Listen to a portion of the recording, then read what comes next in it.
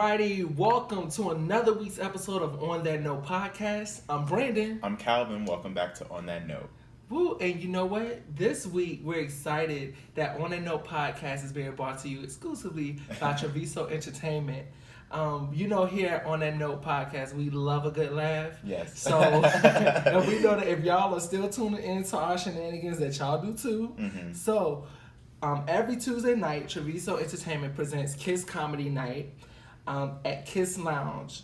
And they have happy hour specials, a lot of like comedians like that are on the come up. I heard it's like a real good vibe, a real good spot. I definitely plan to check it out, so we hope that you all will too. Yeah. That's Tuesday nights at Kiss Lounge. Is that in DC? Yes, it is. Okay. It's located at 637 T Street Northwest, Washington, D.C. Showtime is 8 p.m. to 9:30. And then you got a DJ that's going to get the sounds popping from 10 to 2 a.m. All right. So we know, go out, have a good time, Right. Get your laugh on, get your swerve on at Kiss Comedy Night with Treviso Entertainment. Right. So if there's anybody out there, I know we have some listeners that are some entrepreneurs, that like to have multiple sources of income, getting that little coin for 2019. So if you have any events or just a business or anything that you want advertised, feel free to hit us up on our email, write us a note at gmail.com or our social media and contact us about advertising on the show. And, you might get a couple extra people at your event. Okay. Thanks to On That Note. That's right. All right, so let's get into it. Yeah. We're going to start off with While You Were Sleeping. Yeah. Okay, yeah. So would you like to kick us off this week? Sure, yeah. Because my person, maybe it's somebody that people I do think he's not necessarily mainstream Absolutely. yet. So my person is Eric Bellinger. There are a lot of people I think that know who that is possibly, especially people that like R&B, and especially male vocalists right now. So yeah, but no, he's been out for a long time, or at least releasing mixtapes for a while. He actually just released a mixtape called The Rebirth 2, which lets you know that there was their first rebirth. So this is you haven't heard their first one? No. I'm just saying like he's been in it for a while. For a minute. Yeah. So yeah, but no, he's great. He's kind of, wasn't he beefing with Tory Lanez at one point? Am I making that up? No, I don't think. No, you're not at all. Yeah. No, you're not at all. Because, so one of the things that Eric Bellinger really was getting known for, and something he was doing consistently, was taking like songs from like the 90s, 2000s, and like sampling them. Right. And so I don't know if this was at the root of their beef, but I think it was like some conversations around like who's jock and who's style. Right. I diss to Tory Lanez, but I think that Eric Bellinger is a better singer and vocalist than him. So I was gonna always fall on that side of the coin. But yeah, I think that was a part of it. And then also everyone is doing that right now. Like you don't have to nobody for has anyone to to say they have like a claim on 90s R&B sampling or something like that in this day and age is just ridiculous. Right. But I think on top of that, he kind of, I guess that kind of lets you know the kind of tinge of R&B he has. It's a little like hip hop influenced and a little more on the thuggish ruggish side. But we appreciate that as well. So yeah, Eric Bellinger, he has lots of mixtapes out that you can check out if you just search for him on really any stream, because he's on Tidal, right? Yeah, he's on Tidal, Apple Music, all of them. And his stuff is dope. Yeah, he has a song that samples Uchi Wally called Focus on You. Yeah. Is it Focus on You? No. Maybe. Because I'm Focus on You? Yes. Yeah. And I think it's I Don't Wanna. Yeah. That one that samples Jump by Criss Cross. He sampled on, was it the first Rebirth? The song Imagination? By Eric Bellinger. No, I'm saying like, who do you sample? Oh, he sampled the like Willy Wonka and the Chocolate That's Factory. what when you said Imagination, I was like, yeah. Oh God, Yeah. I don't think I listened to that. Yeah. Who, by the way, side note, adjacent to but not directly related, Ruben Studdard has a really, really, really amazing cover of that song. Yeah. Glee does too. I like the Glee cover that they did. But yeah. Glee, we'll talk about that in another episode. But yeah. I need to listen to that. Mm-hmm. He also did a song that sampled Creep, but T-Balls was on there. Oh, nice. Mm-hmm. Yeah. So yeah. He's dope. He's dope. Another fun fact about him is, well, two. One, he is married to Megan Good's oldest sister. Wow. Good for him. Yeah, who was in the group ISIS.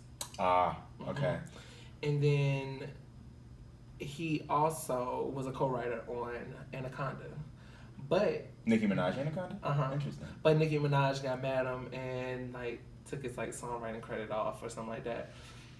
Oh man. Which is why she is probably finding herself where she is today. Let me stop before we get into the bit of driving the Nicki train. Choo choo. So that's that. Okay, Eric Bellinger, fucking dope. Okay, so similarly, and following in line with the theme of male R&B, I want to talk about this newer cat named Roman. That shout out to my friend Takeda. Thank you. Takeda put me on to him, and he has an EP right now that I want to say what the name is, but I want to make sure that I say exactly what the right name is. Oh yes, because I was about to call it by the title of the first song. Yeah. So his EP is called Dear Growing Pain. Okay. And he's another one that I haven't taken the time yet to like really look into his backstory, but he's an amazing vocalist, and the music, you know, we always hear, we'll talk about the other stuff, but we like to focus on the music. And if you like good R&B, good lyrics, take a listen, Roman. Yeah, I really like the first song there called Last Call. Yeah. But it's a great project. Great. So, yeah. So yeah, we can kind of talk a little bit about, or just kind of move into gossip folks right now if you're ready for that. I think so. I always have to like tentatively say I think I'm ready. I think we've checked all the boxes so far. Right, and to go into gossip folks. But we can start off gossip folks with some new music. Just keep on with this music train. Good. So that makes my heart happy. It also makes me feel a lot more settled. Yeah. So new music. We know that we got a couple of new albums and some new singles since we last came to y'all. But I think that we're just gonna focus on a couple of projects this time, right? Mm-hmm. Okay, so first up, I'm trying to figure, choose wisely. Okay, let's start here. Okay, that's a fun place to start. Everyone wants us to talk about it, I'm sure. Yes. So, if you were living under a rock, you may not have heard, but Cardi B has returned to us with a new single in the form of another collaboration with Bruno Mars called Please Me, which you really see it kind of extending Bruno's musical sound from 24 Karat. Yeah. But I think it's like a really good, it's a good track for both of them. What I really was thinking about when the track first dropped, and I was listening to it, a couple of thoughts. One, that, okay, this is a bomb. Like, I really like this song. Like, the sound is really good. But then I was also thinking that Cardi's voice sounds a little bit, her singing voice sounds a little bit better on there than in previous like times when she's given us a little bit of a sing sort of thing. Yeah. And then also, I feel like this might be kind of like a trope or like a thing, you know, the female rapper with the male R&B singer. Okay. Because I was thinking back, you know, okay, Remy had the song with Neo. Yeah, Neo, yeah, that was a cut. Okay, listen. So good. Okay. Then, you know, you think about Kim and Cisco with How Many Licks. So that's true. You know, that's kind of a thing. Yeah. So I dig it. I think that like she is, she's really kind of stacking the deck. Right. I think, with this next project. Now I remember you saying that because we were talking about her performance of the Grammys. Oh my God! Right. Oh, we haven't had a chance to talk So in that, like, let's just park right here for a second. So let's talk about that performance. My God! First of all, I'm glad that we both were right and that she did Money. Yes. But you heard her like in the beginning how she samples Moneybag. So that was. But then just like she was just giving so much of everything that we needed in that performance. And but I think I remember you saying something about like she said like she could either release a second single in January or wait and have a visual. Is that what you said? Yes. So does that mean that we should be expecting a video? Please Me visual? Yes, it does. Okay. And so to further advance that theory, I was scrolling through the Instagrams here recently, and I saw that like a fan had posted. It was like a little clip from like one of those Bad Girls Club or some show like that. And they were pretty much saying like, you know, how the fans are versus Cardi when we like wanting a video, and she was like, you know, I'm not gonna give y'all one yet or something like that. Gist of it is Cardi B commented under it and said, I know y'all, I'm coming. We coming with the video. Right. We had to find the right day, and then she said that her and Bruno had figured out the perfect day. So we are going to get a Please Me video. And I would imagine, because if you remember, didn't it say to be... No, maybe it said it was just like a special shout out or something. At the end of... Finesse. They just shouted out in living color. Okay, right. Yeah, good for him. But I could imagine that just the sound of the song. Yeah, they could go back to that vibe. Yeah. So here's the thing about Bruno. And like,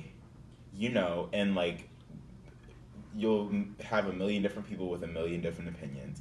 If this is Bruno's pocket, like if he spent the better part of his career trying to find his sound and 24 Karat Magic is what he landed on, I'm willing to listen to that for the rest of his career. Honestly. Yeah. Like, the sound that he's giving right now and the sound that he's doing with Please Me, like, sure, say what you will. Maybe some of us should be doing it and doing it a little bit better, but the fact is he's doing it and it sounds good, and he's always shouting out, like the fact that he shouted out in Living Color, the fact that he won a BET award, got up there and was like, I know this isn't my space, you know, thank y'all for giving me this opportunity, this platform. Like, that's living in the world that we live in. That's pretty much all that you can expect, because there's gonna be a mixing. We were talking about this last time. There's gonna be a mixing, and what you would hope is that there's an understanding of a person who is stepping into our culture that says, I recognize this is not mine, I just love it and enjoy it and am thankful for the opportunity to be able to share it. So and so I agree with you on that. And what I always told people, my feelings were on, you know, 24 Karat Magic and that Bruno, as someone that has listened to Bruno since he hit the mainstream back in like 2010, 2011, I didn't have an issue with him winning, like, you know, the album of the year and stuff like that as much as like the R&B specific awards. Because I was just like, you know, at the same time, Bruno is making like pop R&B.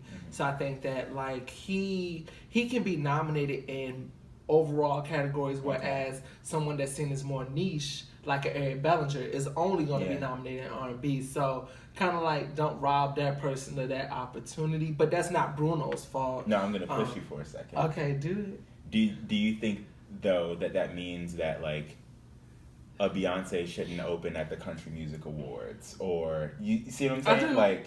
I do. No. I don't think that. But also because I think... but we also know Beyonce ain't finna win no Country Music Artist of the Year award no time soon. Well, she's not finna win a Country Music Album of the Year or nothing like that. But if Daddy Lessons was, like, say, nominated for an award or like, Best Country Performance, how would you feel about that? Given that, and that's just, I mean... I don't think the nomination is the issue, it's the win. Okay. You know what I mean? So it's like, like you can nominate because artists will want to explore different genres, and I think she did that a lot with Lemonade. Right. You know what I'm saying? I think that that's something that Bruno has done over the course of his career. Yeah. So I think in the moment I felt a little bit of a way, yeah. just because it was like, okay, like he done swept all these R&B categories too. Fun fact: apparently, I think it was Smoking Willful or somebody had an issue with Tori Kelly winning all the gospel Grammys because he was like, she's a pop artist, but at the same time she's only had 2 albums. Yeah. One was pop and one was gospel, so it's like she's not really any kind of established artist. Yeah. So I think to your point, and even beyond that, I think taking it a step back, I think a lot of people have an issue with Bruno. And it has nothing to do with what he's nominated for or winning. It's just the music that he's making. Yeah.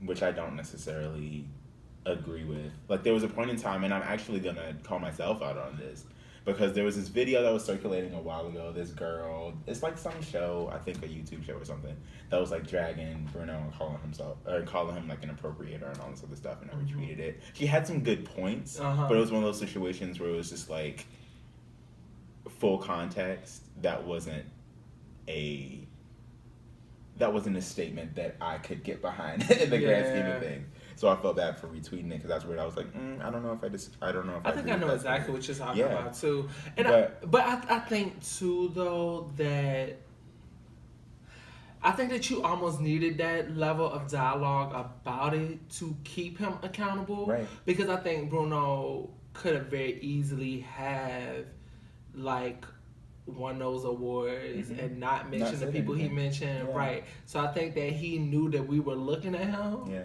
So you know, I think it kept him accountable, and I think as family we have to keep one another accountable. I agree. So yeah, but no, great collab from the two of them. Yeah. This was a nice surprise, I would say, because I feel like she dropped it like, if it wasn't Valentine's, it was midnight on Thursday of Valentine's Day. So like going into Friday is when I heard it. And I thought that was when she dropped it. So it was like right in time for Valentine's weekend, I want to say. Yeah, I thought, didn't it come out like a couple of days after the Grammys? Well, that was that week. I mean, Valentine's Day was that week. It sure was. I think it was that Thursday. You know what? That Thursday night. Okay. Yeah. I know what happened. You were busy? Is that? No. Busy in here, love it on myself. Sure. Yes. That doesn't sound that much. So the next song that we have, or the next album that we have, I guess we can. So I can talk about Kehlani's. So Kehlani just came out with an album on Friday called While We Wait. It's shorter. It's like maybe 35 minutes. I think 8 tracks. I want to say maybe 7 or 8. But it's really good, and I really like her, and I know that she said before that you don't listen to her as much, but I don't, when you said that, I didn't glean from that you dislike Kehlani. She's not somebody that you go to. Absolutely. You know? Like, if I was to be completely forthcoming, I've maybe heard her album all the way through maybe once. Ooh. Like, I know. And it's not because, it's not because I dislike her. I think there are just certain artists that you and I and other people just follow, and like when they drop something, it's like, I'm gonna listen to this. Absolutely. And Kehlani is just not one of those people for you, maybe. Exactly. So yeah. Exactly. Yeah. That's it. I mean, I think the Kehlani songs that I like are like I like. Yeah. And I usually will. I just couldn't get into Sweet Sexy Savage or something like that. Oh, okay. Oh, yes, I know which one you're talking about. Yeah, okay. I can't really get into that project, but I did like her first project. Yeah. You Should Be Here. You Should Be Here. Yeah, I like that a lot too. And this one, so what I really appreciate about this is, she sounds really good. It's a very musical album, and by that I just mean like there's lots of like live and just actual instruments, you know, nice. Which is nice, and then. Something else that I appreciate about Kehlani, like having less to do with the music, is like I'm very appreciative of her standing so confidently in her sexual identity, and I know that it's taken her a while to get there. For sure. But like literally on one track, she's talking about, a guy in her relationship with him, and then the very next track she's using like she pronouns. So it's just like it's new, I think. You know, like you don't hear that a whole lot, and it's not even like it's not something that's like a statement or like just something that's like so I don't know. There's not much behind it beyond like this is how I live my life. And right. Like, this is the song that I'm writing about this person. This is the song that I'm writing about this person. One of them just happens to be a man. One of them just happens to be a woman. And like, I think that there's something very admirable about that. But yeah, and then beyond that, it's just good music. So. Okay, no, I'm gonna definitely check it out because I have another good friend who is like a huge Kehlani fan. Okay. And she like sent me a song from the project, so I still need to get into that. But yeah, I think she's definitely a talent. I think beautiful gowns. By the way, somebody did like the Aretha Franklin. They used that clip to talk about the different Democratic presidential. Oh, I think maybe I saw. I don't know if I watched the whole thing, but I think hilarious. But yeah. So I think from there we can probably. Did you have anything else you wanted to say about the project? Okay, so Calvin loves it. Brandon's gonna take a listen. Yeah. Boom. But of course, we would be remiss if we didn't bring up another new project that finally arrived. Yeah. About 2 months after we thought we were gonna get it. Yeah. I mean, season 1 we were talking about this. Yeah, we were. And kind of waiting for it. Absolutely. Which, yes. So we're talking about Father of 4 by Offset, just so we don't like everyone's on the same page. Suspense. But you know, I was listening to some of Culture 2 the other day, and I was like looking at the release date, and I was like, dang, Migos be working. Yeah. Like they literally released 2 albums as a group, the QC project, and all 3 of the members have released solo projects, all within like a 2-year time frame. Yeah. Not to mention other collaborations, stuff like that. So, wow. Wow. Yeah. But that being the case, or that being said, Father Ford, did you listen to it? I did. Yeah. Well, a good, the album's a little long. It is. So but I did listen to the bulk of it. Mm-hmm. Yeah. So it was interesting because I do remember our conversation about this and like some of our predictions. Yeah. And I think that we were right. I think that he landed in a sweet spot between Quavo and Takeoff. Yeah. Because his album's like 16 tracks. Which isn't as grandiose as Quavo's like 22, 23 track album. But it's a little longer. Right. Then Takeoff's like 10 tracks straight to the point. Yeah. The album and the approach is different than what I was thinking. Well, I think it's different than what he was originally thinking. That's true. Yeah, that's true. This album is a very contemplative album. Like it's very, and even from the very first track, like Father of 4, the title track. I honestly wasn't expecting that. I wasn't either. And just the emotional range, like, and I'm not gonna give him too much, but there is very much a strong sense of like reflection over like where he is right now, where he's been, the life that he's led. Absolutely. And to that point, I do think that he's shown light or placed some things in context that like I think that because I feel like there were like all these different like schools of thought about who he is, where he came from, what his background is, and I felt like, oh, okay, I get it now. Like, you know what I'm saying? Like, maybe like he grew up one way and then life transitioned at some point and maybe they started doing a little bit better or vice versa, or I didn't get the sense that he was trying to pretend to be someone he's not with his whole persona in Migos and then as an artist. So I think I was having this thought when I was listening to this album, and I think of the Migos, I think that Quavo is the face. Yeah. Takeoff is the talent, and I think that Offset has shown that he is the soul of the group. Yeah, that's good. That's rich. So, and so in thinking about that, even if you think about their albums, right, it's just like what Quavo did essentially was just like throw his dick on the table. That's essentially what his album was. You know, like it's like I'm gonna give you 22 tracks, like you know it's gonna be good. If not, I'm Quavo, you're gonna buy it anyway. Exactly. That's what his album was. Right. I think with Takeoff, his approach was, again, I'm not gonna give you too much, but what I'm giving you is quality. What I'm giving you is like talent. You know? And from what you were just saying, it made me think about this. Offset really showed us who he was in a way that the other two really didn't. Yeah. You know? Yeah, they can still hide behind the music. Right. To a degree. Exactly. And he's kind of laid some things bare with this album and with some of the songs. So another song that comes to mind is the song North Star by CeeLo. With CeeLo. Yeah. And I really like that too. I was talking to my friend about it because he was like, it sounds like a Broadway musical song. Right. And I was like, maybe. But it's dramatic, you know? Yeah. But I like that, you know? I do too. And I think that I like to see, because I think that the Migos have shown us that even though they, you know, people may lump them in with like trap music, stuff like that, I do think that they have been able to emerge ahead of the pack. Yes. In a way that some of their contemporaries that were either around in 2014 when they were like really starting to get their buzz up till now haven't been able to do. And so I think that, you know, you see that they're inspired by different things. Right. And I like to hear that in the music. I like to see when, you know, when artists kind of like show like, hey, like I'm gonna do something a little bit different to just show you like who I'm inspired by, what I'm inspired by. And I think that was a good example with that track. In a weird way, it's like, I don't know.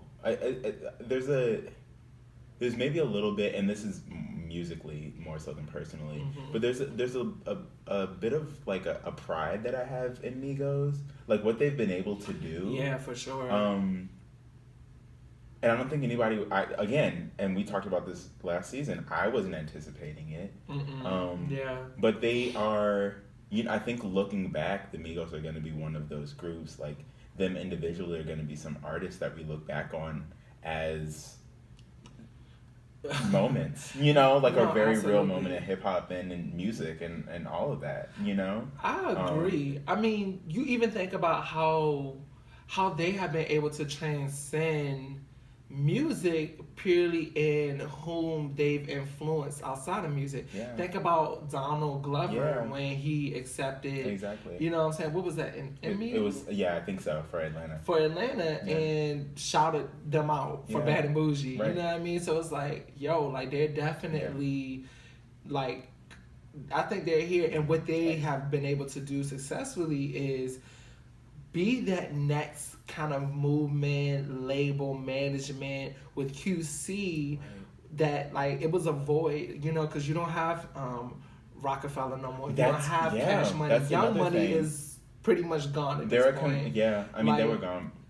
You know what I mean? Like after 2009, when We Are Young Money came out, only 3 remained. Exactly, and now at this point, they don't seem like a cohesive unit anymore. They never do. So you know what I mean? I think that QC is like showing themselves to be like they're popping. That's so true. In a way that like, you know, other like rap owned labels or, you know, groups, things like that. You don't really have that right now. Yeah. And then also just with Offset individually, like attaching himself to Cardi B's star. Because I will say, I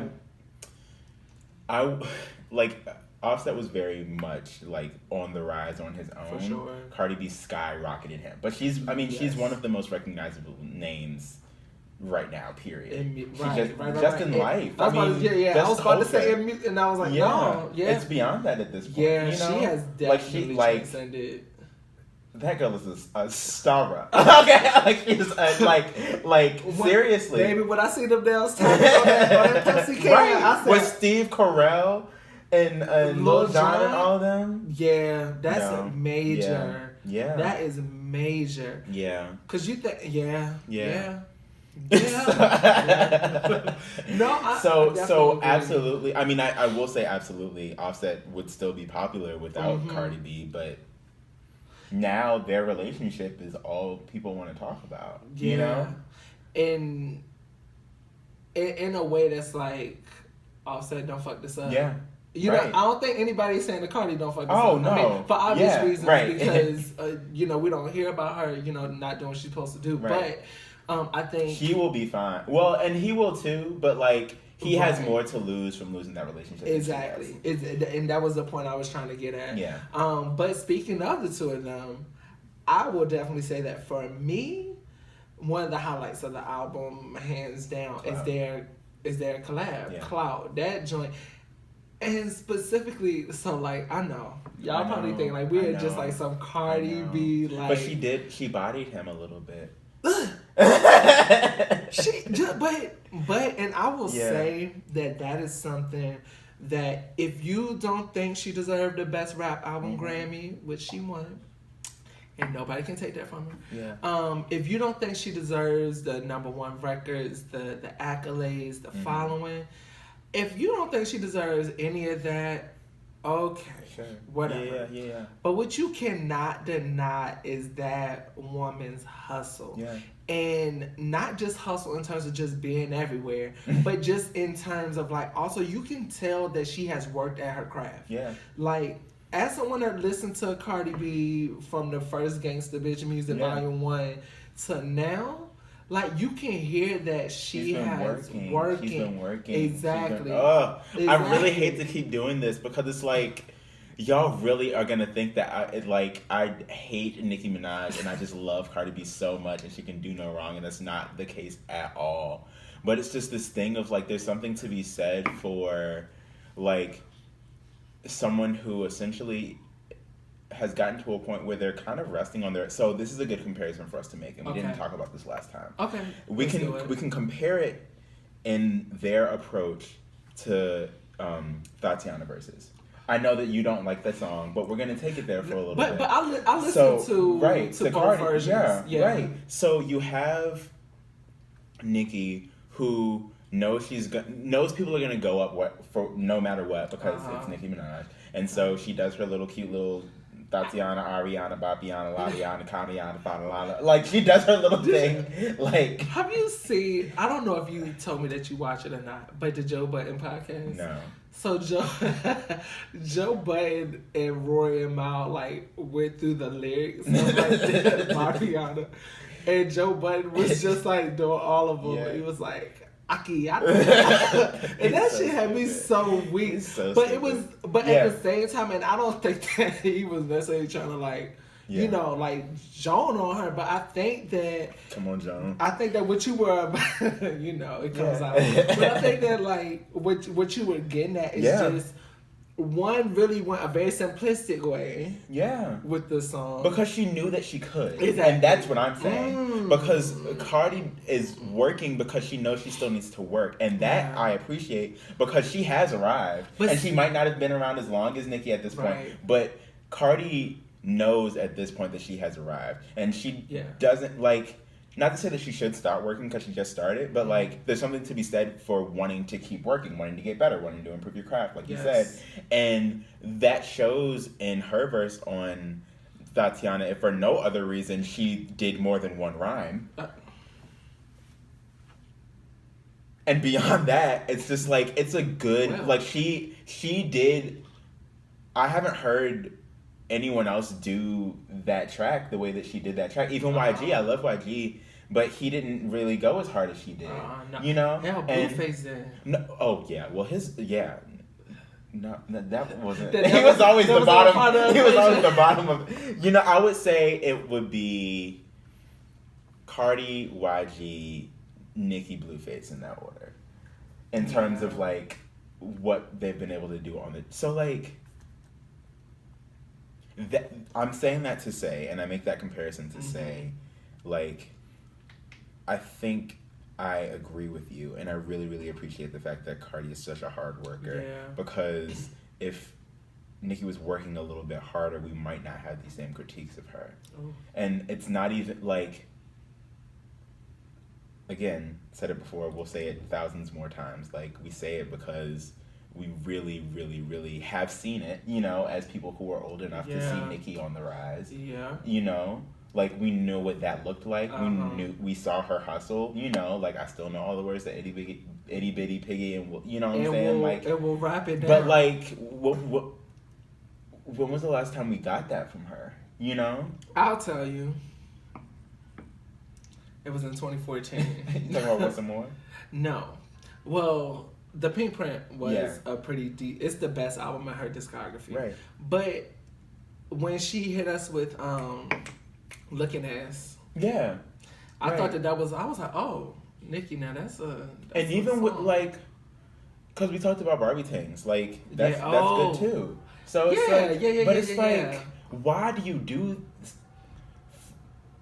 Why do something like that? Yeah. And, like, give us exactly what we need and not be consistent with that? And, you know, I mean, I guess there are some that will, like, give Cardi a little bit of grace and, like... Because it's not like she, like, was... Like, Plays Me isn't necessarily a track that you would, like, expect for her to be, like, I don't know, like, doing her most, like, lyrical, gutter, raw, all that other stuff. Yeah, but at the same time, like, I don't know. I think she's showing herself to be a more versatile artist. I just think she's, well... And to be actually an artist. I think she's working right now. I don't think that Nicki is working right now. I think that there was a time that she was. And I think that she picked the absolute worst time to stop. Yeah. I mean, but it's but it's also something to be said for, like, working because you have to and working because you want to. Exactly. It's the difference between... It's like a starving man and someone who has it all. It's like there's something to be said. Or even if you talk about intellect, like... someone who might be a C plus B student but is a hard worker, as opposed to someone who's just, like, naturally gifted and just kind of sits on their ass. You know, it's the same type of thing. It's just like the person who doesn't have it is gonna work harder until they get it. And if it's like, I mean, it's tortoise in the hare. Like, there's so many examples of, like, hard work will take you a lot farther than just being gifted will take you. Yeah. And if you're gifted, you have to work that much harder to make sure that you maintain your spot. You know, you have to work your gift. Yes. You know, it's not enough to just be talented. You have to work your talent. You have to continue to refine it and fine tune it, because you're not the only person walking God's way on earth that's talented. Like, and she was for such, and that's the thing. I think that she like handled this competition horribly. Yeah. Like, the first time that there was, like, a whiff of anything that resembled something that could be competition, it's just like you completely... I think something in her is honestly cracked, and I'm not sure what it will take to get her back to a place where she's secure in herself, where she is not threatened by somebody who is honestly not a threat to her unless she makes it that way. Well, now she is. Well, only... Now she is. Yes, but she did that. Like, she didn't have to be. Yeah. There's no reason why that Tatiana... Like, there weren't 5 people on that song. And it was Nicki, and it was Cardi, and it was YG, and it was Blueface. And, like, there's no reason why they couldn't be having fun and, you know what I'm saying, shaking their asses together and doing... Like, this wasn't necessary. It wasn't. This wasn't necessary. But, you know, here we are. And I'm not one of those people that's willing to say... you know, oh, they need to make up and be friends, because at this point, I wouldn't see it as being genuine and authentic. And I think that at this point, it would just be a Nicki knows that she, in a sense, kind of like we just said about Offset. Yeah, she needs she needs that relationship more than Cardi needs it. But, you know, not to waste too much time on Nicki Minaj. I know we have. If we go back, there's probably like every episode we have brought up this Nicki Cardi every single episode, but it's okay.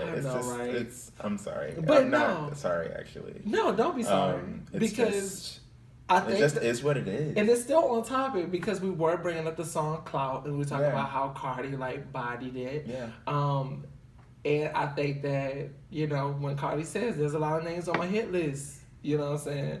Like, she also threw a shot in the South Carolina joint too. She said, my pussy is fire, your pussy plain Jane. She did. Yeah. Okay, but that was the hit back. Nicki and one of the freestyles was like, it was in Barbie Gone Bad when she was, you know, saying you're ghostwriting, taking shots or something like that. Which, but it's like, I wish people learn what the definition of a ghostwriter is. And even beyond that, Cardi's ghostwriter wrote Tatiana's her Tatiana verse better than you wrote for yourself. So what does that say? If a ghostwriter can write better than you, then maybe you need to get a ghostwriter. Or find the ones that you have. And somebody can't be a ghostwriter if you know who they are. Right. That's not what a ghostwriter is. You can't see ghosts. Definition. But yes, to round out, I guess that was. Yeah. But yeah, go check out Father Four. Right. Which while I do still have I have questions about that album cover because it do look like the babies are photoshopped on there. It absolutely does. And I just wanted it to look better than that. But it's good to see all the kids. Cultures out here. We see her face. Yeah. And just.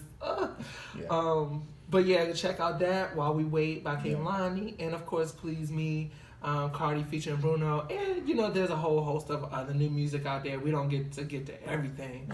Right. So yeah, let us know what we're missing and put us on. Right, for sure.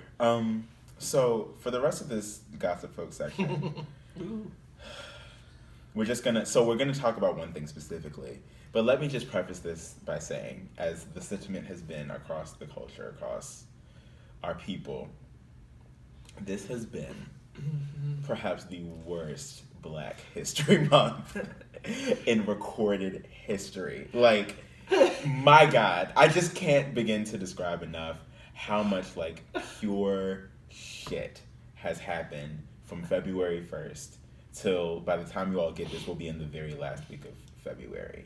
So it's just there are a few things that we're going to highlight, not even talk about in depth, but just a worst of the worst, if you will.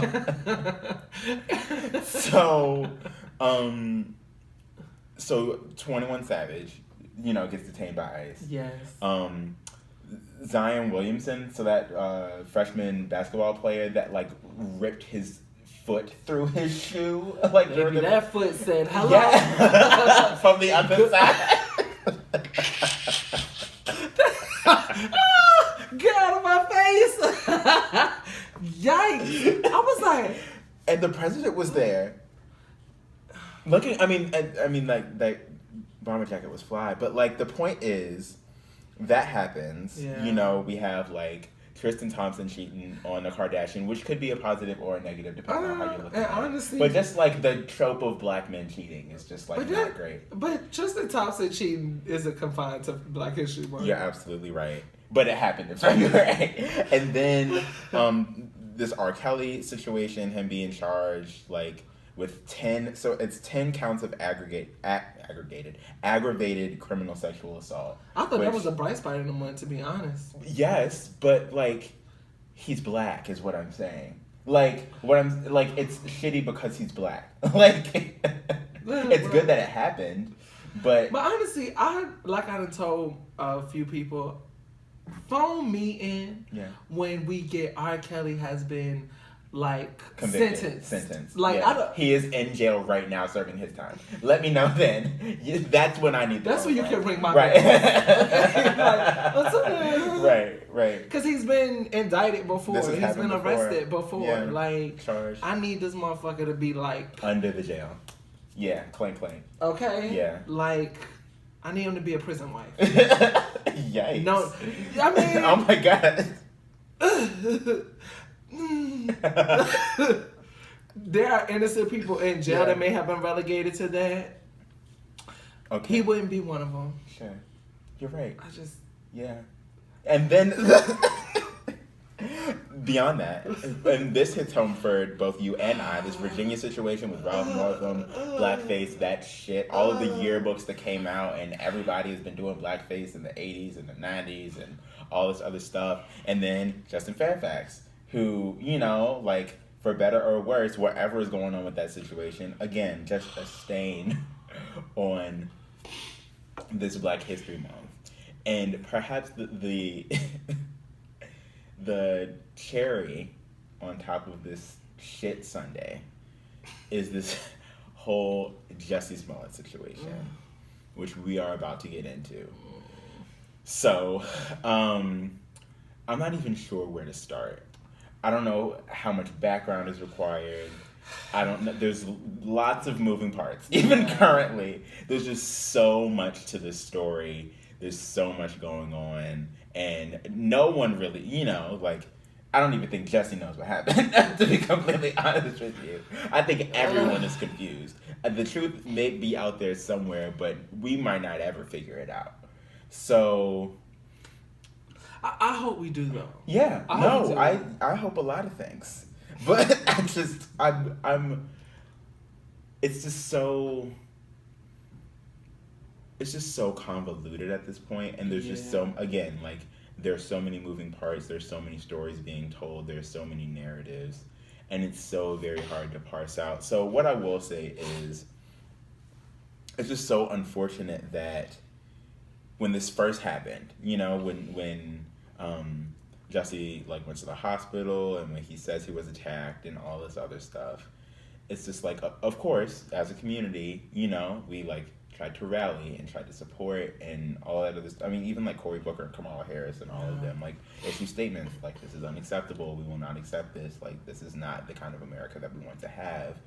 And so to go from that, which was already a terrible situation, to just the unraveling of all of this and, like, figuring out who the alleged attackers were, figuring out what their story is, figuring out what the police now believe, figuring out the investigation, and now this arrest of Jesse, and after this entire situation, like, he's the one that ends up being arrested and charged on felony charges, Which, that part seems to be quite OD, but... Well... Probably. I mean, it could be overcharged. Because if you... But, yeah. No. I mean... Like, you think about all the people that call and make false police reports all the time that's gotten people arrested, hemmed up, or worse. Like, won't nobody hauling that old-ass lady off to jail after she admitted that she lied on Emmett Till all them years later. You're right. So, you know what I mean? It's just an even contemporary example, so... So, from a I don't even know what standpoint this is, but it's a standpoint that sees this as an example being made. Mm-hmm. Oh, for That's sure. exactly what it is. Oh, yeah. But because he's a huge star, this made national news and all this other stuff. And honestly, I feel like the police feel embarrassed. I think that from this whole situation, like, there's a bit of an embarrassment, maybe because they maybe rallied to catch the assailants and then found out that everything maybe was not what it seemed. And I know that you have some thoughts, so I want to hear your thoughts. I do. And then I will share some thoughts, and we can just kind of unpack for a little bit. Because sure. you to me maybe seem a little bit more skeptical of the situation than I am at this point. Yeah, and so I'm trying to, like, continuously figure out internally why, right? Because it was seen for many, and for a moment, like, once everything started coming out, and, like, in the last couple of days or the last week, I was like, this ain't looking right. Yeah.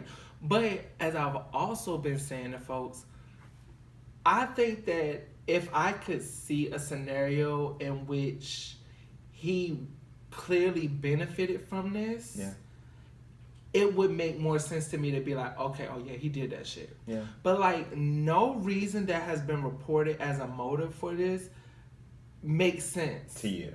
To me. Right. Right. I can say to me. Yeah.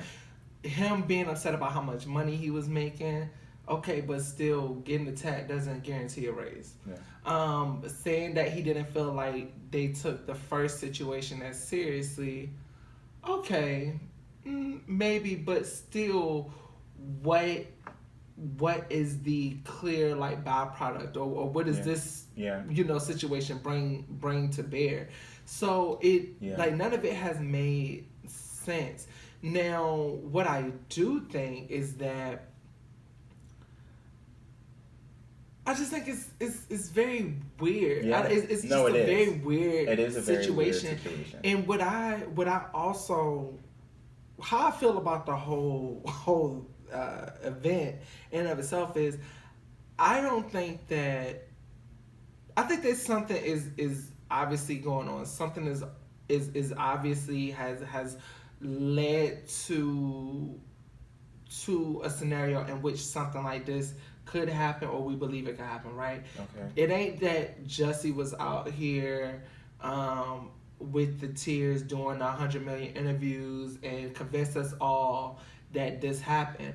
I think that people were so quick to believe that this could happen because of the environment. Oh yeah. You know what I'm saying? Yeah. The climate 100%. we're in. It's believable. It's not. It's It very was not. believable. It was not an unbelievable story. Exactly. And so in that regard, I'm like even though like there's some people that I think are just like from the moment I heard of it, like I thought something was up. No, But I'm that's like, problematic. no. It's problematic to think that's because only I want to say 0.2, if that, it might be 0.02 of these types of incidents that are reported actually come out to be false. It just so happens that it appears to be that way with the justice situation, and he's famous. Yeah. So it's essentially a stain on like the victim community, if you will. Yeah. And it's something that people will have to, because whether it's women, whether it's gay folks, whether it's people of color, like we're not believed for our stories.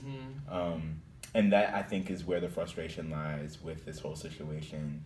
Where people who feel like Jussie did make this up are just like, well, damn, like you just weren't thinking. And to your point. Mm-hmm. To your point of why, I think there's something to be said for not being able to rationalize irrational behavior. Yeah.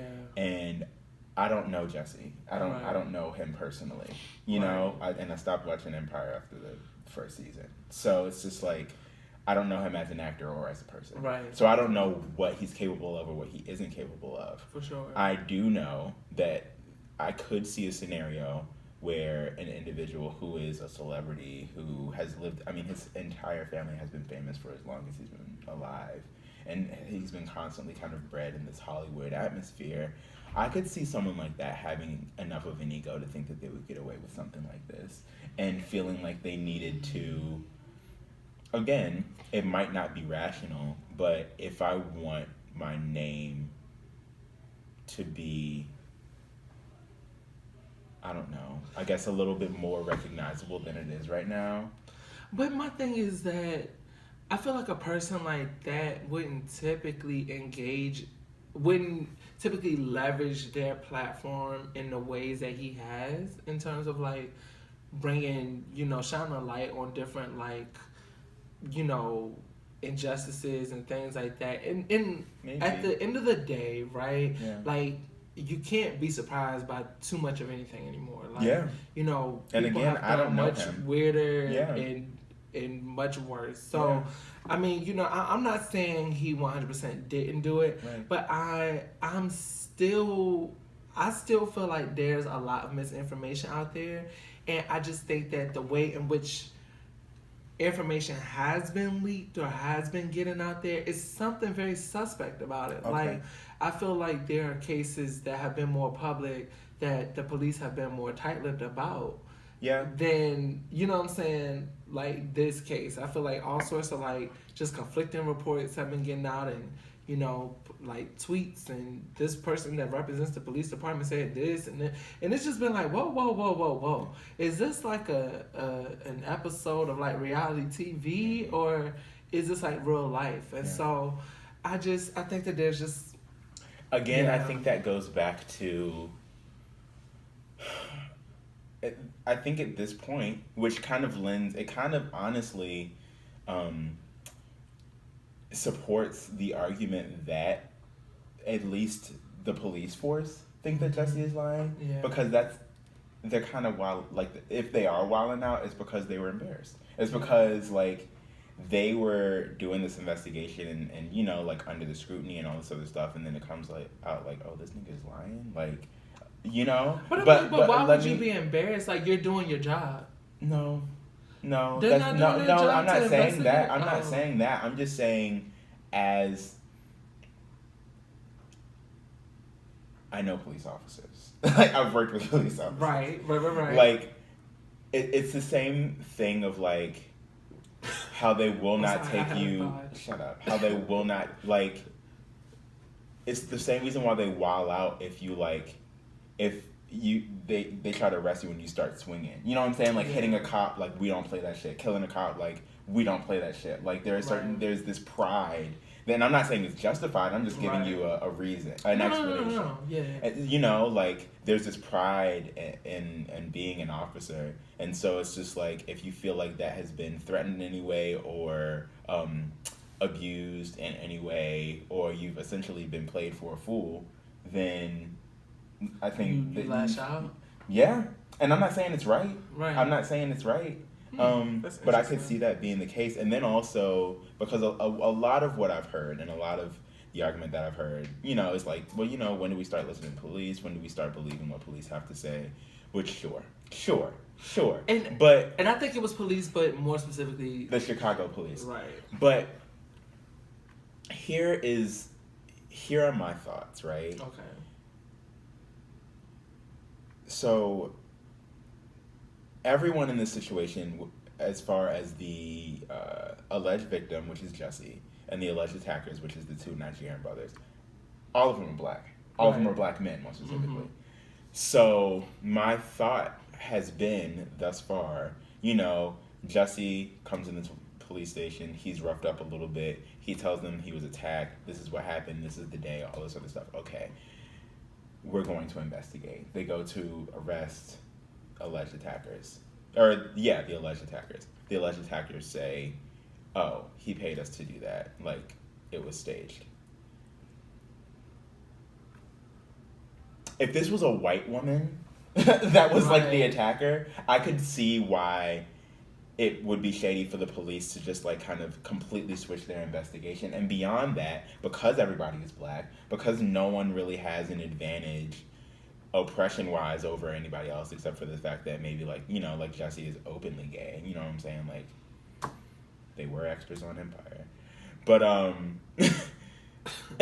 like, essentially what I'm saying is there's no reason why the police would just completely flip their investigation because someone who attacked someone said, oh yeah, no, he paid me to do it. If that was the case, anybody who attacked anyone could just get into a police station. So that led me to believe they must have some sort of evidence. They must have something beyond he said, they said, that makes their story more believable than Jesse's story.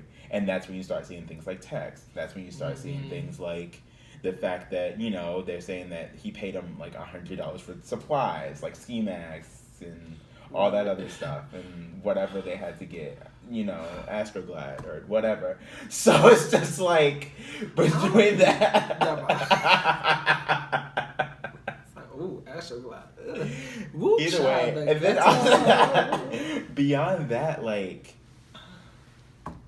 I just don't. I don't know. But I also. I don't think that the takeaway from this is Jesse is hands-free. There's something going on. And I'm not sure if it's all on the police officer side but what I do know is it's more likely than not that Jesse was not telling the whole truth. Right.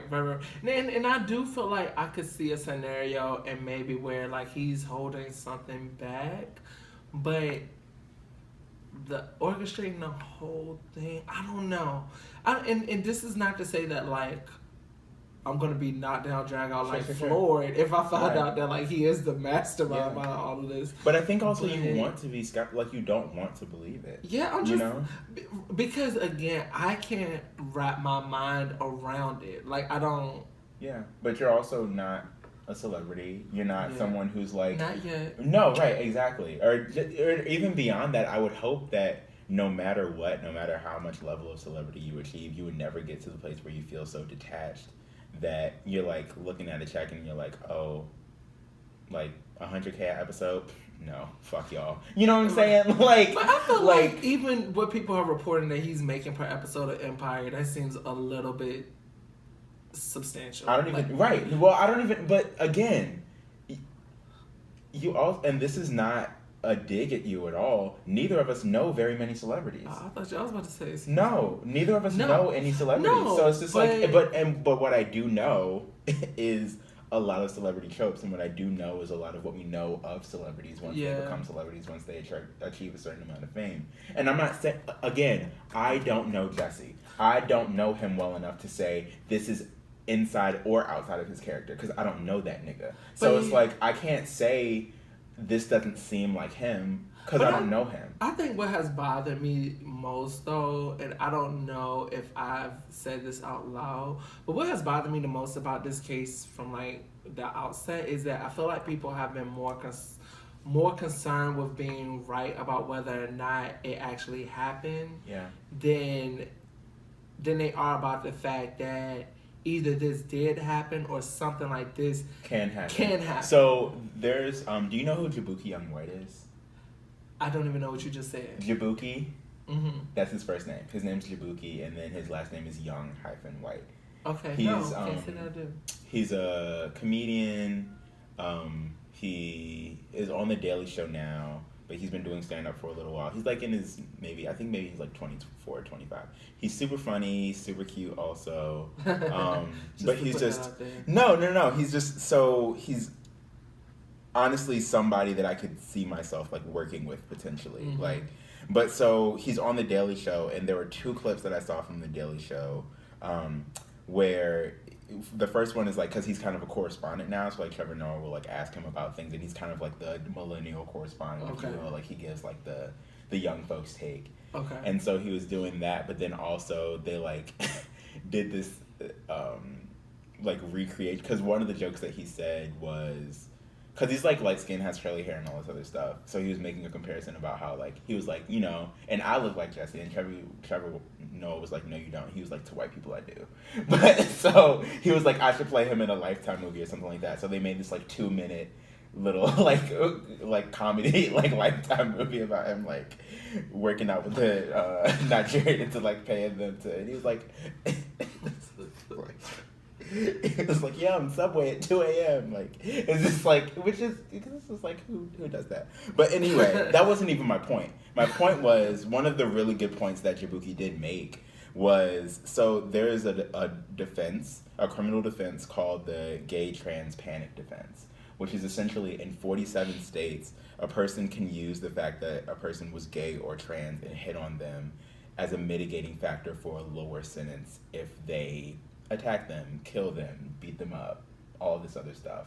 So basically, if I have heard of this right, before. So if you know, like some guy was out and got hit on by a gay person or a trans person, killed them, they might get sentenced, you know, but one of the defenses that would mitigate their sentence, so basically give them a lower sentence, so less amount of time, would be this gay trans panic defense, which is super fucked up. And again, 47 states, so that's the bulk of the country.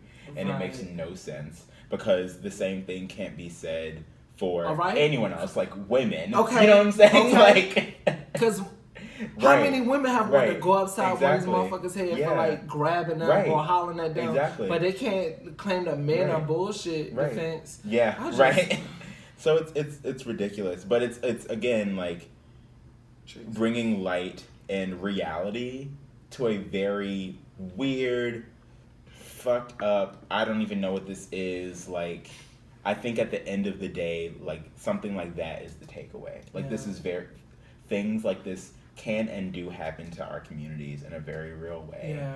And whether or not this is true or not is a little bit of just like everyone wanting to be sensationalized, and like get the tea and all that other stuff. But at the end of the day, this is very real. Whether or not Justice's story is real or not, like this happens, and we need to be believed more often than not. And it's unfortunate that a situation like this might make it so that is less so the case.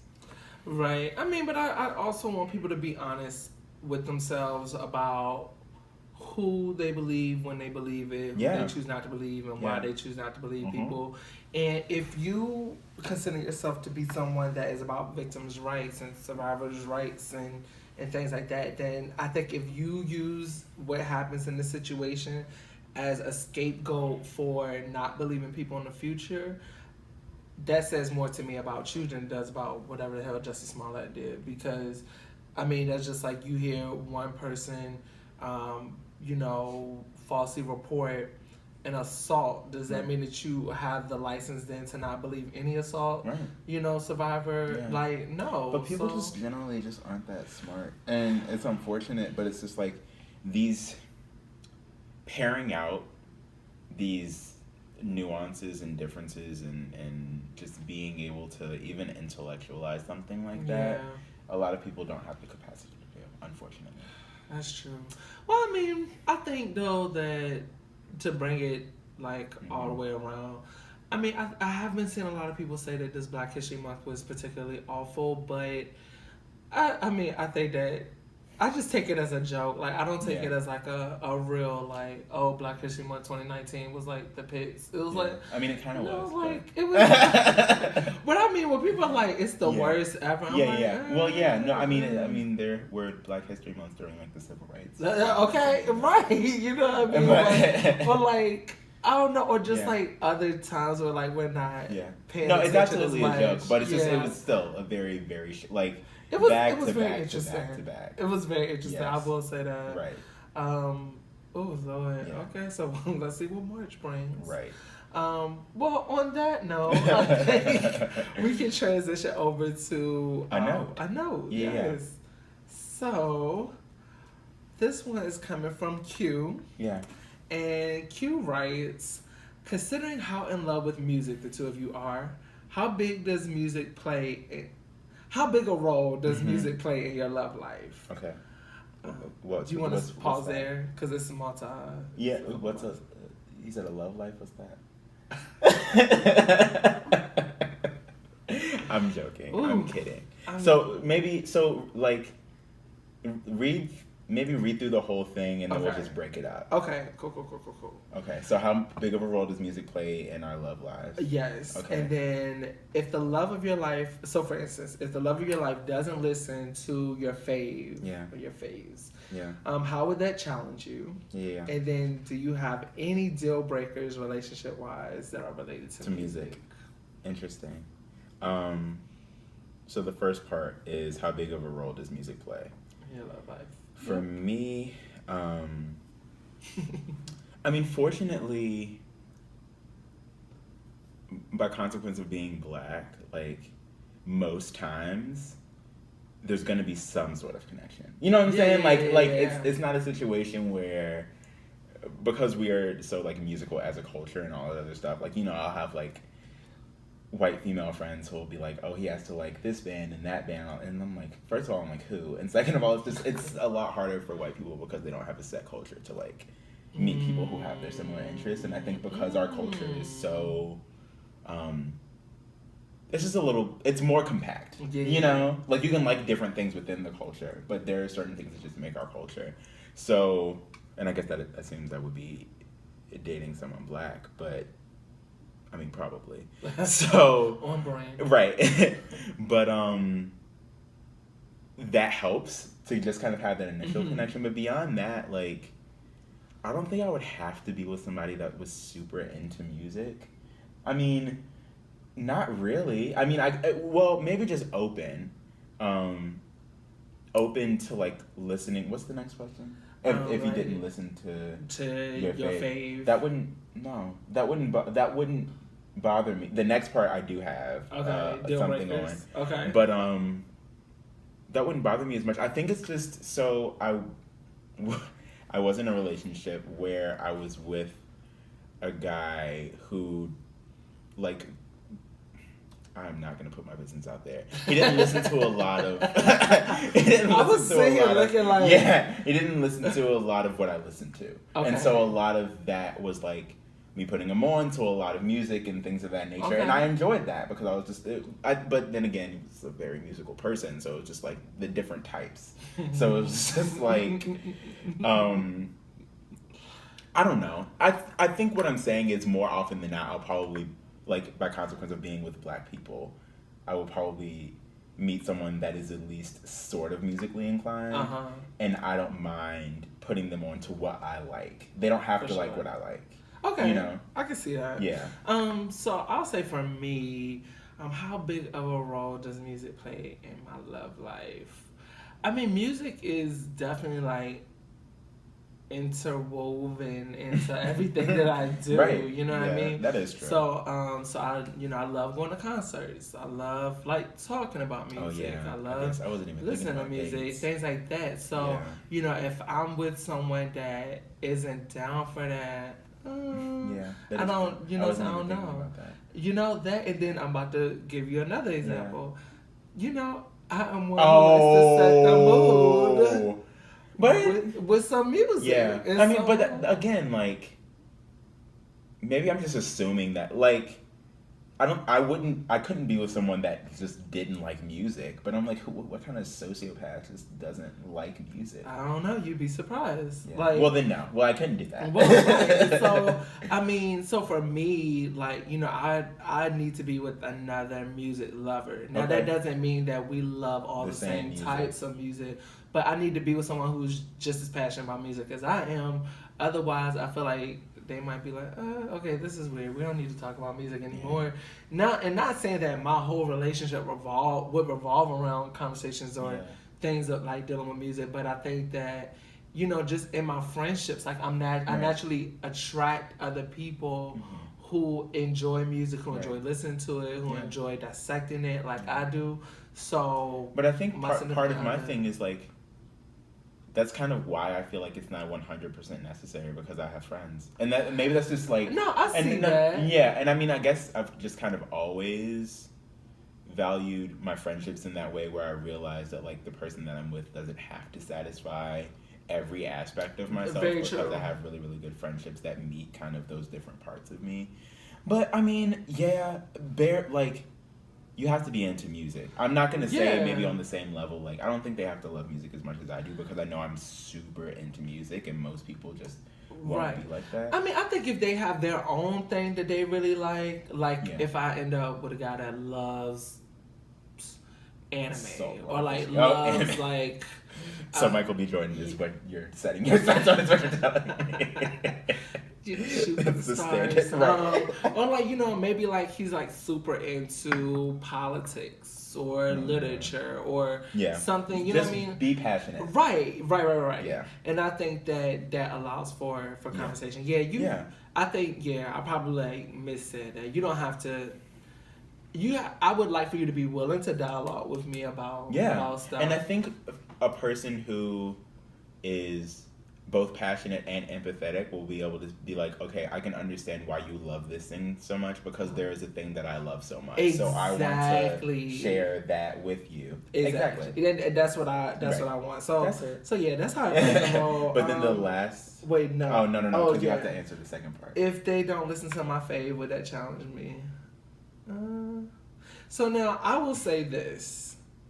I have found that there's like a certain amount of judgment, I think, that comes in the Black gay community for Black men that enjoy like Beyonce. Here's the thing, because that was my answer to the last question. I don't trust gay Black men who don't like Beyonce. Period. I just don't. And it's not even a thing of like, it's not a thing of... It's not even... It's less about her, like, musically, and more about what that says about you, and I'm gonna break that down. Okay, but first, before you do that... Sure. Never mind, go ahead. Okay. Because I think...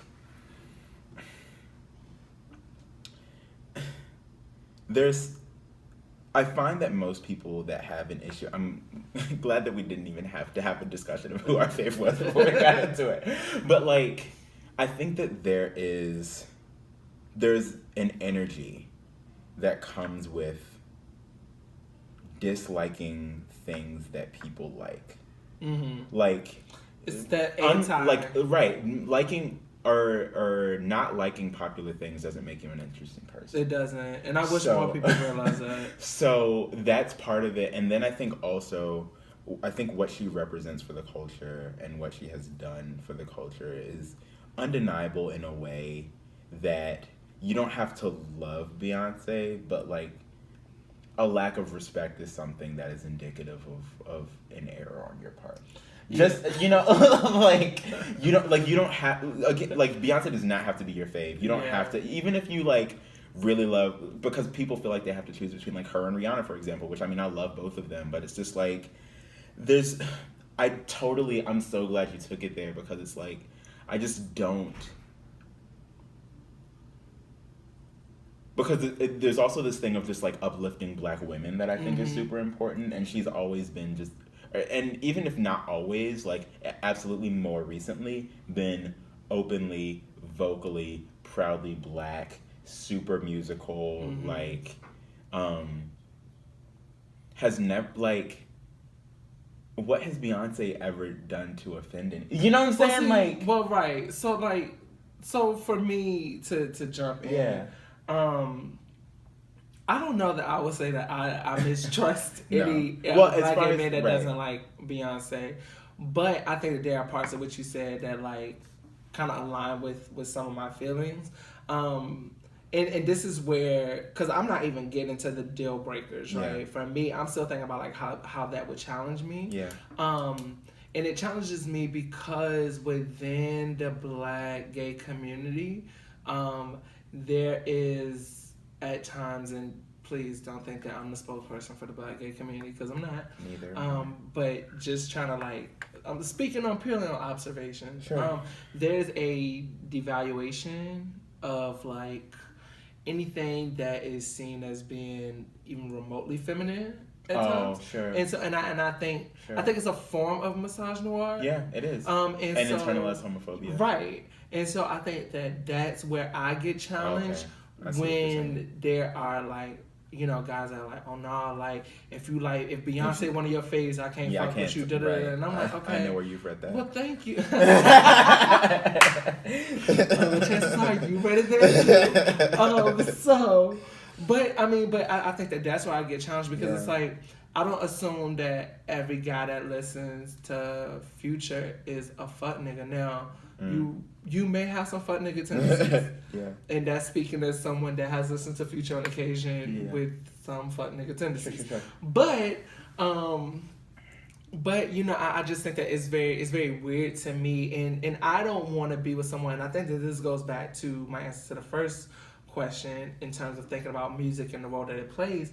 I don't want to be with someone that I have to hesitate or feel like I can't share all parts of myself with you. That's so true. Because that's not a fulfilling relationship, and it's not one that's probably gonna last. Yeah. So that's like that on that. Right. And it's not even a thing. So I think there's a difference between like someone who doesn't like Beyonce and someone who dislikes Beyonce. Oh, for that's sure. That's what I'm talking about. Oh, for sure. I'm talking about, I can't see it for somebody who like I don't like her. You know what I'm saying? Like, there's a difference between, like, I'm just not someone that goes up for her, you know? And, like, I loathe her. You know, like, that is someone that I can't... It needed to be, like, to overstate it. Like, right. Like, oh, you like Beyonce, you must be... And it's just... And again, I think we've said this more recently, talking about her, talking about Kendrick, like, talking about other greats, right? Like, why wouldn't your fave be the person that you feel like is doing the best at what they're doing? Right. I just don't get that. Yeah. So it's like, there's nothing wrong with having a fave that you feel is the best. Yeah. Nobody's out here, like, going off for, like, I don't know, Bad Baby. Yeah, right, you know exactly. I mean? Like, no shade to her, but, like, I mean... She's not a great. Right. So... If I like her and you have an issue with it, okay, sure. you probably should say something. Like, but yeah, there's nothing, like, I just don't get that. And I think, and it's just, it leads to issues down the road, honestly. It really does. Because it speaks to your personality. Like, if you are the type of person, you're just not fun. You know, like, I can't, and this is kind of what you were saying, I can't, like, openly enjoy things that I like to enjoy, because you're going to be so anti all the time. Right. Like, I'm not going to sneak around and like... Right. Like, bump. Blow. Like, fuck out of here. Like, you listen to that shit again? Exactly. What you listen to? Shoot. Like, no. Absolutely not. Yeah. But I think in terms of deal breakers, right? So it sounds like this is a deal breaker for you. Well, you've stated that as such. Yeah. It is. Yeah, and most of the time it's just one quality, and then like you can see the other quality. Yeah, everything's such a weird. It's just like Gotcha. I'm trying to think. Deal breakers for me with music. Yeah.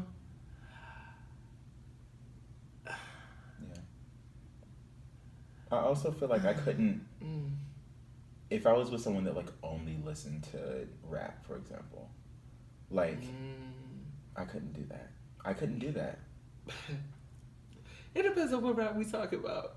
Okay. I might be good with a hip hop head. Like what? But No. You exclusively. said only listen. Like to. I will not listen to anything else. Yeah, I mean, yeah, like not if you're inflexible about other genres or taking a listen. Now, if that's like where you particularly lean, then okay. Well, that's cool. But that's I see what a you're far saying. cry from like all I listen to is turn that Stevie shit off. Right. You get kicked out of my house. There you go. Right. Like Deal breaker. I was trying to get you there. Listen, hell no, you don't. No, yeah, I think that if I was with someone that couldn't, I don't break up. I don't know. Yeah, like. See, and with deal breaker, maybe you're thinking about it like I'm gonna leave you for this. I'm thinking about it like I'm not gonna get with you for this. You know what I'm saying? Like we're not even gonna take it there. Like that's what I think about when I think about in this context like a deal breaker. Like I'm not even gonna go any farther with you because, you know. Very true. Yeah. Very true. Yeah, I mean, I don't think I would be with someone and like find out something about the music and be like, oh yeah, no, we can't be together. Very true. Right. Okay. So like if you were, so let me set this up for you. You're on a date. You know, like this is your first time meeting. You're at a first date. Y'all sit down. You get your appetizers. You're talking about what you like. You know what your interests are. You say you're really into music. You say, yeah, and I really like blank. Then the response is, what? Like you like blank? Who is that person? And why does that make that the last time you ever see that person? You see what I'm saying? Yeah.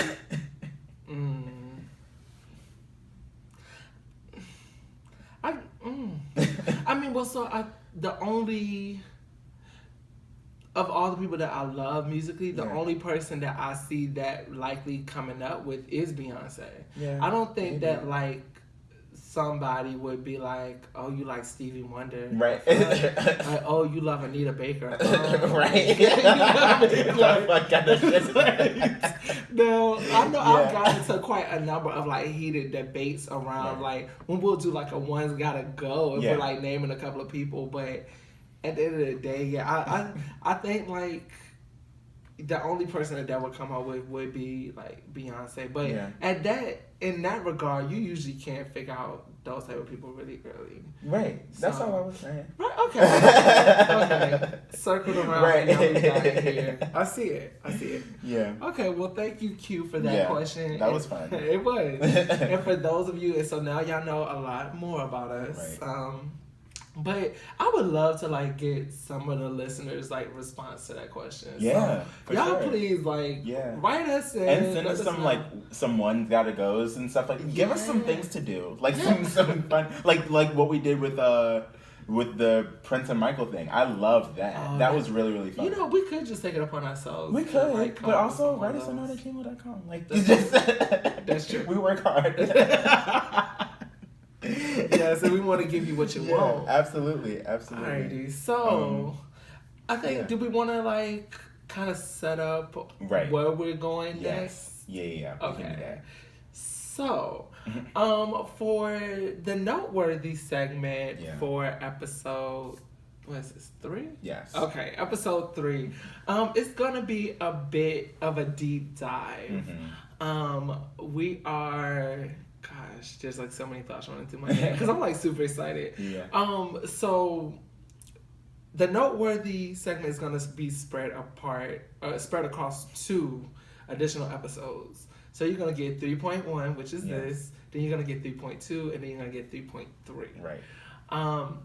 We are also departing our theme a little bit, but that's how strongly we feel about this next project that we're going to talk about. So just a heads up, it was not released in 1994, but A number of the people who contributed to it did release amazing projects in 1994. Absolutely. Which I would argue maybe set up the situation where they would be invited to be on this soundtrack. Don't you love how it connects? Yes. Yes. So. And I think you also just said something else that maybe clue people in. But, but I think that do we want to do? So what I was thinking is this. A clue is, at the beginning of the season, we talked about some different tropes and things that we're going to do with season 2 that are going to be different ways of us discussing projects and determines like what projects comes to the table. Yeah. So we're kicking off one of our new tropes with music. The new trope is music at the movies. Yeah. And the project that we're going to do, it's like, if you're going to talk about music at the movies, this is like a pretty seminal, like, you need to bring this project into the conversation. Yeah. Especially if you're talking about the last, like, 30 years, right? So, and it has some other connections and tie-ins and why the timing, is, like, it really worked out. It did. And I also think that, when we gave our While You Were Asleep, our Run That Back for last week, we talked about that, transitioning from Valentine's Day to like the period after Valentine's Day. Yeah, we did. And I think that when we decided that, we also kind of did that because we knew what project was going to be next after 2. Yep. And so to further set it up, I think that you're going to see that this project kind of helps sustain that theme. For sure. And some other things as well. Oh, which yes. We'll clue you into when the time comes. Yes. But I think for that, so I think what we're going to do now is give you all our Run That Back now. Yes. And then just really focus the next 2 parts of this episode on this body of work. Yes. So, do you want to do yours first? Go for it. Okay. I think While You Were Sleeping first. Okay, yes. So for my Run That Back, I know this song came out a couple of months ago. And it's a bit of a young, ratchet anthem. Yeah. But I really do love it. My song is 10 Freaky Girls by 21 Savage and Metro Boomin. Yeah, it is. And I mean, when we talk about just like modern like producers who are just like killing it, you can't have that conversation without bringing in Metro Boomin, because he's just transformed a lot of careers and is just really like doing some dope stuff. And one of the reasons why I really love this song is because of what he did production wise. Like, he comes in with that soulful sample, which is that If Only You Knew. That's what it sounds like to me. I'm not sure. I will look that up before we finish. But he brings that sample in.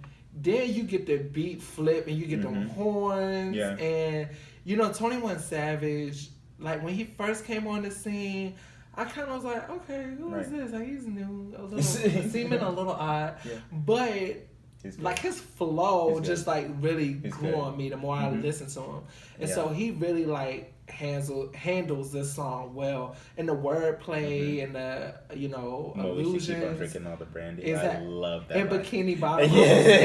Like, what? I love that. I love that. Of course, my favorite part of the song is hanging off my earlobe is a rock. Hanging off my waistline is a glock. Pop, pop. Like, I love like how he uses like inflections and just I don't know, it's just a really dope song, and the beat is crazy. Like, that's crazy. So that is my Run That Back, because I probably ran that song back like maybe 5 times when I was on a flight recently and was jammed in my seats.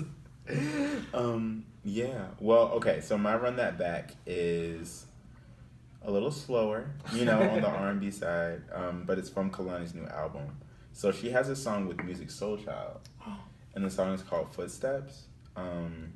I like it a lot, and the reason why I like it a lot is it's a very real song, and then also it's been a while since I've heard Music Soul Child in something that I actually wanted to listen to be completely honest with you. And it's just what he's talking about in the song. So for his verse, it's just very real. it's weird. Like and I'm like, I can't even remember if any of it rhymes because it's really just singing and he's just talking about like, what I'm assuming is either a relationship that he was in or like, well, I don't know if he wrote it specifically for the song, but it's just very real. It's just a very the chorus says, Kalani says, "When I walked away, I left footsteps in the mud so you could follow me." So that essentially is just like this idea of like a relationship that has gone wrong and unpacking it and figuring out what went wrong and all that other stuff. So yeah, that's great. I'm gonna have to check that out because when I was saying my friend sent me a song earlier, this is the song she sent. So yeah, okay, 2 people are saying it's dope. I'll be listening to it. great. Well, all right, y'all. We thank y'all for tuning in to another episode of On That Note Podcast, and we can't wait for y'all to get into episodes 3.2 and 3.3. Absolutely. We promise you are not gonna want to miss it. Okay. All right. See y'all. Peace.